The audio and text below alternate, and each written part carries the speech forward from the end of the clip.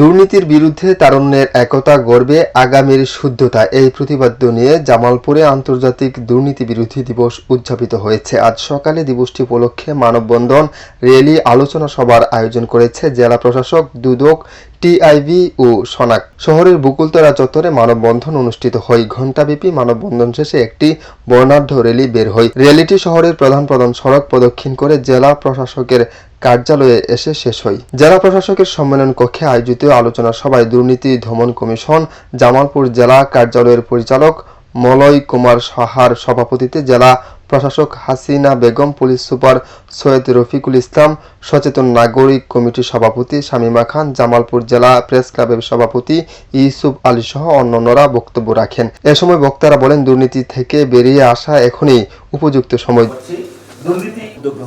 দুর্নীতির বিরুদ্ধে তরুণ প্রজন্ম যেভাবে ঐক্যবদ্ধ হয়েছে, আমরা প্রত্যাশা করি আগামী নতুন বাংলাদেশ হবে সকল দুর্নীতি থেকে মুক্ত।